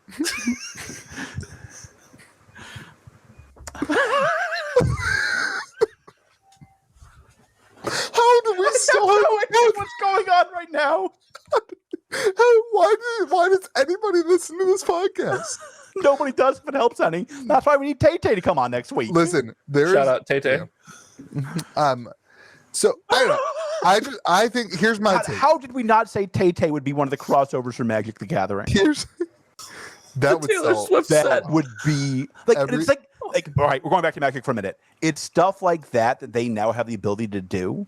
No, that they will don't. bring. They do. They do. Post Malone's on a card. How do they not? How do they not? Okay. When Taylor Swift is on a Magic card, what do you guys want from me? Because I'll give it to you. Unlimited Lotus. I don't have one. I'd rather have a serialized Soul Ring. Unlimited out of 300 Taylor Swift card. Are you kidding me? Taylor Swift as a Chandra Planeswalker. Both communities lose their minds. Okay. That's what sorcery needs. Some Tay-Tay. Some Tay-Tay. So here's my honest. That's how you get me on board. You do a Taylor Swift crossover set. I think there's going to be two types of people who are looking to play sorcery and open boxes to do so. Is one of them Tay-Tay? One group of people are going to open the box, go to deck build, and instantly say,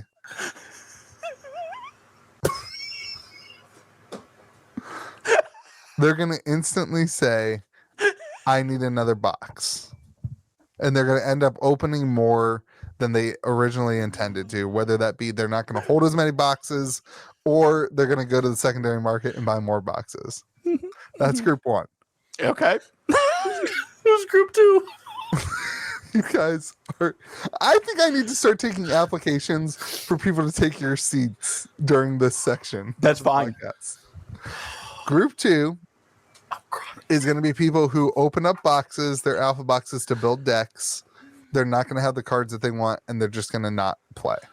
They're just gonna not try because it's that hard to get the cards.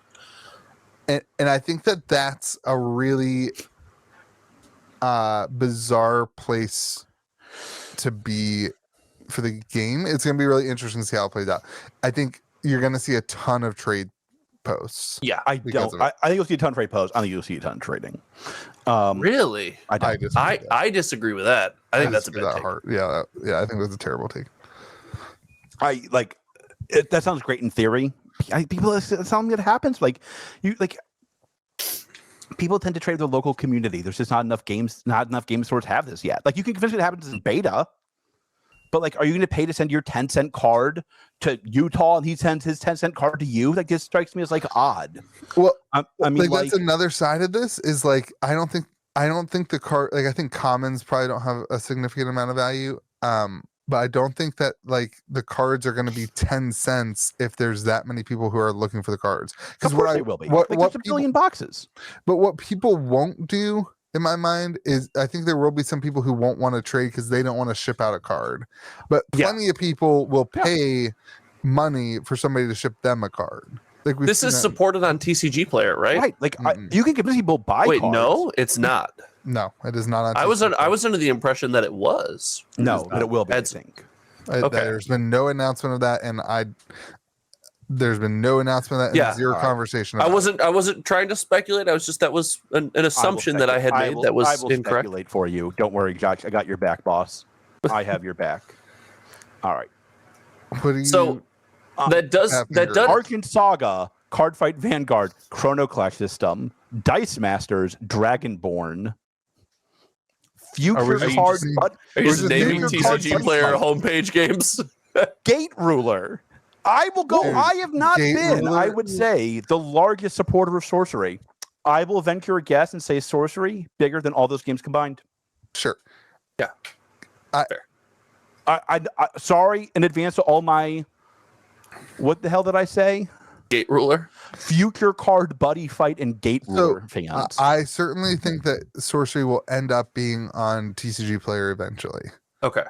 But what I'm talking about is next 6 months. Yeah, I think you will see people buy and sell cards. I don't think you'll see a ton of trades. Trading is a miserable experience. Buying and selling is not. Yeah, Trading's miserable digitally and removed, right? In person, it's a wonderful experience. Yeah, but there's not enough boxes. There's not enough stores to carry it yet. I do a ton of online trading, so I don't think that that's 100% accurate. I do though have a lot of systems in place to make trading very easy. And also the platform, right, helps that because one side of the deal is a known public personality where it's incentive for both sides not to fud up the trade. So I don't know. It's going to be super interesting to see because I think the initial reaction when people open their box is going to be excited. Then they're going to go to build decks and they're going to be. I think there's going to be a sense of I need to put more in, and then it'll be interesting to see what happens as a result of that. Because that was that was my experience as somebody who opened 7 boxes, has more boxes like coming, and like is all in. Was my experience was like, oh man, I'm gonna have to. Like I was planning on opening to like have the experience of opening and pull the foily flashy cards, but my experience as a person who was deck building was like, oh man, I can't even do what I want to do with 7 boxes. It's crazy. So do you think because again, it's not super focused on the competitive play aspect, do you think people will be more inclined to still play and just be like, oh, I need to trade for these. I'll be on the lookout for them. But in the meantime, I'm going to play with just what I have, right? Because you can still build a legal deck. It's not that. It's just you can't build an optimized deck. So I think you'll see, my opinion is you'll see a lot more of that, which I think is healthy in the early days of trading card games. Agree. I do think the issue will be like, you don't need a perfectly balanced game if it's not competitive, but constantly playing somebody getting your butt whooped isn't a lot of fun either. Yeah, so that's true. You need to find that balance. Right. Yeah, that's fair. And I think one of the solutions to that though, George, is that most of the games are going to happen within the ecosystem of you playing games with your friends who got the same Kickstarter back. Like you both a year ago when you backed the game, you're both like, hey, let's go in for $300 here, and you have the exact same amount of cards and you're just trading. But here's the bigger thing, and I think this is actually something that Sorcery is going to need to figure out, and I hope they do so with some sort of store kit. Like if you want to play a specific avatar, it's going to be hard to get that avatar. Like the avatar, like I got like I think I got 3 different avatars in 7 boxes. So there's like if I wanted to play one of the avatars I didn't get, like if I wanted to play Pathfinder, I literally don't have that card. Like I don't have Pathfinder, the avatar that I would have wanted to build around. And I think that that's going to be something that's going to be super interesting to see how it plays out. There's ways to handle that with beta, though. They can do box toppers. They can do things like that. Oh, and like store kits. Like there's been some talk about like what's happening for innkeepers and like the store kits. I would love to see a store kit where they have those kind of sent out. Just a pack of avatars that you can give out to people. I mean, they can do that with beta. I mean, like I think it's. It sounds like they're getting both major distributors now. So it's my understanding like what we talked about, according to people I talked to today. Yeah, Southern announced it last week or yesterday. Yeah. They put it on their Facebook. They have it. TCG had it already. That was a scoop because it was on Facebook, I guess. So like, and the price is like exceedingly reasonable for stores, which I think is good. I think that the problem you're hiding can be solved in beta, because beta boxes should be relatively inexpensive, I think. Right. They should be relatively affordable. Mm-hmm. And that problem takes care of itself if boxes are $120, $110. Mm-hmm. That's fair. Yeah, I mean, I think that's fair. Maybe this is a positive too, because we often see Kickstarter TCGs struggle to give their community a reason or any kind of desire to buy the beta product, right? We see a lot of Kickstarter TCGs, the alpha comes out, it's very hype, people are excited, but the beta is not worth, you can't pull the $400 card, or just the hype isn't there. Maybe this is the reason that product moves through the community more effectively. Yeah, I mean, I think the set size is like it's just wild to think about the size of the set, especially compared to other indie TCGs that have come out in the last year. It's like 3 times the size in terms of the number of cards in the set. So this is where I'm saying when you consider the print run, it makes it feel like a smaller print run because like getting the singles is harder. But anyway, George, I know that doesn't apply to box prices because it doesn't matter what's inside of the box for the box prices, but for the like demand for singles, like it matters. Getting a play set of if like you want a play set of everything. Anyway, any other thoughts? I'm still excited to see how this all leans into the one set a year discussion and stuff like that. I'm excited to see how that goes, or if there's a pivot off of that. That's still my biggest they have to do a mini set. Yeah, in my opinion, it has to change. I mean, like, who's going to talk about this game on the 250th day of nothing coming out? Yeah, that's like nobody. Yeah. Mm-hmm. Nobody will talk about it. Nobody will play it. Like, nobody plays. I mean, like, 250 days is a long time in TCG world. Like, they're going to have to do mini sets. Yeah, I mean, listen, doing a Magic video every weekday is hard some weeks, and they release 1 million sets. Like, yep, I agree. Yeah. All right, let's talk about Cryptic. They had the card. What was it? Card party. This is like a thing. Did you guys know about this before? No, did not. I did not know about card party, and I have seen nothing but it on my not just because of Cryptic, but because of Pokemon. Like it's just everywhere, and I didn't even know it existed.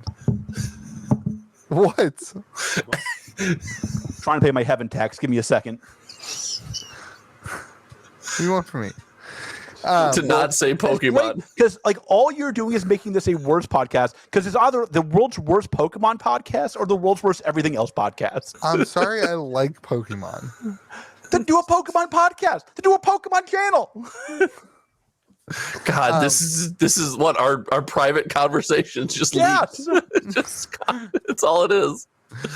I thought it was really cool that they had 3 different versions of this promo. But I thought more. I think they're really trying to show off what their printer can do. Yeah.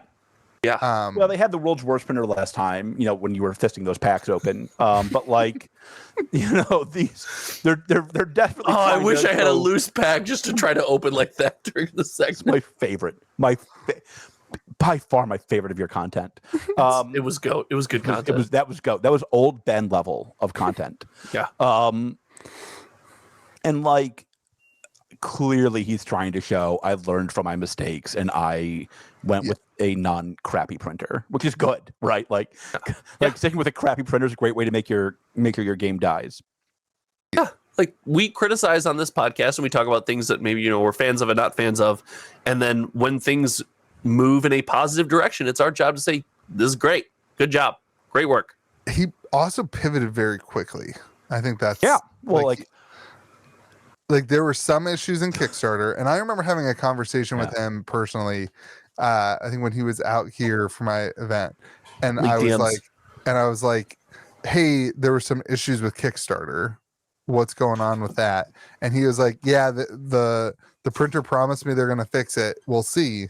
And then the printer didn't fix it, and like it took like 5 minutes, and he was like, "Hey, we have a new printer," and like I respect that a lot about Tanner. Like he's in the land of Buc-ee's. Like the printer's in the land of Buc-ee's, so it's going to be good quality. Yeah, like I just respect a lot like how quick he pivoted when he saw that things need to change, and like that's what we need from these game designers and companies. Like when things aren't working, to pivot and to change and to like improve. Yeah, so that's huge. I like the Cosmo one the best, the one on the right. The only criticism I have is whatever image you gave us. Let's dress this up a little bit. Okay. Let's not. Isn't this on a kitchen sink here? Yeah, it looks like it. Looks like they probably got some nice new appliances. Let's. Hey, first of all, wow, low blow. Let's put a nice playmat down or something. Let's get these bad boys off the kitchen sink. It's got like cryptic 3D printed card holders. I think that's pretty good. The background needs a lot of work. That's what I'm saying. Let's put these bad boys on a playmat. Got like a gold, like it's like a gold plated soap dispenser. Their kitchen's much nicer than mine. Not than mine soon. You don't have a fridge. I just got another couple centimeters of cabinet to sand, and I'm good to go. Like I think that's good. Like here's the most important thing: he started his van tour. Oh, that's true. Yeah, like that is the most important cryptic news that, of course, Louis didn't mention. Is that like the van tour has started, and like this is the moment, right? He's going door to door, hawking his wares, and seeing like do game stores want to carry it. Like this is the moment. Yeah.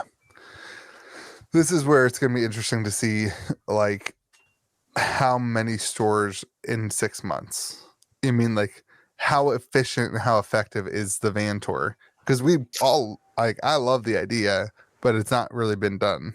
You know what I mean? Like, the van looks sweet. The van does look cool. I like it because it shows some real dedication. Like this is not going to be a luxurious vacation, is my guess. Like. My fat ass would not be sleeping in a van for 6 months. I can promise you that much. Like I'm gonna withhold from the joke that's right there in front of me. Be kind to those around you. Okay. I don't know what you were gonna say. It probably would not have offended me. I'm not sleeping in a van unless I can open the back doors and let my feet hang out. That seems nice. Or it like has one of those like ceilings that goes away and you can see the stars. That'd be nice. I don't care about that. Then I won't hit my head. So I'm in on that. Like the van tour to me is super important. Like he needs to probably double or triple his number of stores through the van tour. Yeah. Like that has to be the goal. Yeah. I think, I mean, that's gotta be, I mean, that is the goal. Right. Like, so he has to hit that goal, I guess, is a better way to phrase it. And so, like, if you hit that goal and the print quality is better on Wicked Prophecy and it's a good set, people like the variants and all that stuff, like, you're going to be in a good spot. Yeah. Those things just have to happen now. Is this the last shot, do you think? Like, if this comes out and the card quality is bad, oh, yeah. You can't recover from that, right? Can't recover from that. This is a super important set. Or like the print, the sequencing that was in Kickstarter, where like you knew what the next. I card care was? less about that. Like I think that's important, but like you can find ways around that. Like if it's that level of bad, I think you can work around it. But like let me be very clear here: the quality has to be better than first edition, not Kickstarter, but first edition. Like then Wave 2. Wave 2. Like you can't like Like if not, like what are we doing here? Like Right. you know what I mean? Like if not, it's like you're a trading card game with bad cards. Right. Like that math doesn't math. Right. Yeah. A game that acknowledges shortcomings but doesn't make steps to improve is not going to last. It's not a positive experience for its community. It's not a positive experience for anyone who wants to engage with that. So yeah, I think, but I also think, in fairness, I think we see those steps taken. Yeah. Cool. All right. Well, drive safe, Tanner. All right. It was the most half-hearted drive. Did you mean it? I was looking for the button. Check your brakes, Tanner. I think Louis might have done something. All right, George, take us into the MetaZoo store program. Got it. I'm ready to nail this. Just because I could sense the lack of faith on you bozos, I'm ready. So they unleash a brand new revolutionary currency system, both for players and stores alike. So here is what happens. There's multiple currencies for very different stakeholders. There's a currency for players. There's one for judges. There's one for stores, etc. And you're going to get certain little tokens in your little thing. So like, let's say you're a store, you have a big event, you're going to get X number of tokens or coins or whatever. Gensler, don't regulate this. This is not a security. And then you can trade that in for different exclusive products that you can only get if you do those things. So if I have a store, I want like a special store promo. Boom. Can spend my coins, get that in my next kit. If I'm a player and I'm racking up the points, I'm getting that ELO through the roof. I can go boom, get an out in the 89 card or something like that. If I'm a judge, boom, can spend my tokens, get some good stuff. So like that, you have a bunch of different currency ways to earn the currency that you can all spend on the website. It's cool. Seems like a lot like Dust System from Sorcery. I don't know. Have they started that yet? Mm-hmm. Yeah. What can you get with it? Well, they don't have things that you can get with it. Oh, okay. So like you can get Dust. Oh, okay. Yeah. So it's like that, but you can actually spend the currency. Yeah, I'm sure there will be something, but Q1. I think so. When I did my video, somebody told me there was another game that did this previously. It wasn't World of Warcraft, but there was a game, World of Warcraft. A lot of niche TCGs getting a shout out in today's episode. You love to see it. I think I'm going to do a Pollywog 2.0, baby. Shout out to Donald. Shout out to Donald, George's favorite of my friends. No. He's got like a 5,000 count box of World of Warcraft cards, and we're going to do some PvP. World of Warcraft TCG players are insane. Yeah. Apparently, the trading card game was really good. Yeah, and there's PvE. That's finally. Oh wait, Warcraft. Gotcha. And that's why it's doing so well still. That sounds good, though, George. I think every game should have that. Like, sells about as well. Like I think the system of promos within. Wait, it's nothing like this. It's nothing like the dust system. You get the dust system from the boxes. You get dust from winning events too. And the boxes, though. Right. From buying product, which is how you're doing it in MetaZoo. You buy product, you get dust. And you play in events and you get dust. The only difference is the tournament organizer. Like that's the only thing that like and when it's done. And so like, yeah, I mean like I like it because I like the store aspect. I do agree. I think every game could have this. I think it's I'll be honest, it's weird that they don't. Like the only exceptions I think are Magic and Pokemon, because I think it'd just be a nightmare with like, every store has to have it. Like I just think it'd be a nightmare, a logistical nightmare. But like these indie TCGs are in a few hundred stores. So this is where it gets hard for like Magic and Pokemon, because if you can imagine, like once every we probably get how many packages from WotC? 1 billion. But it's like once every month or 2 months. It's like every time they do every release. They package it. Like I think we got 3 releases with this one that came this week. You got your Lord of the Rings and your Commander Masters. So like if you have a bunch of stores that are just constantly ordering and using their points, you can end up shipping 10 different packages, and that's 10 times the cost of shipping, and that's where things get hard, I think, for a game like Magic. But Yeah, I mean, like every indie TCG should have something like this. this should, in my opinion, solve one of the biggest issues in indie TCGs, which is stores just taking the game to get promos to sell on eBay and like websites. Like if you don't host an event, you won't get the promos, so then you can't sell them online. I think that's a win. Yeah, and they have cool ways of checking that. Like if they have a timer, so like if it's a constructed MetaZoo game, they know that game should last, let's say 30 minutes. So if you say like I won in 15 minutes, they're like, oh, you were naughty, we think you're cheating, and they're going to call the owner and figure out what's going on. Right. Like I know somebody got that phone call a couple weeks ago. Right. On I think it was related to Cryptic. So like I mean I do think I'm not going to name names of that store. They've been shouted on this podcast before though, and they, it's like I do think that those kind of checks do make a lot of sense. Yeah, it's good. GamePro.GG. Do you want to get into why that happened? Nope. Do you want me to talk about that? Because you're dissing me, so I'm going to defend it right now. Your little crappy program Not my didn't have program. the ability to change the number of rounds. Apparently it did, and you didn't know how to do it. No, it didn't. You know how to do it. Actually, they changed the program because of what happened at no, my store. no, So no, if you want to diss on somebody, at least know the Nobody full believes conversation. My Nobody store, believes that. they couldn't change it to the number of rounds because that didn't exist at the time.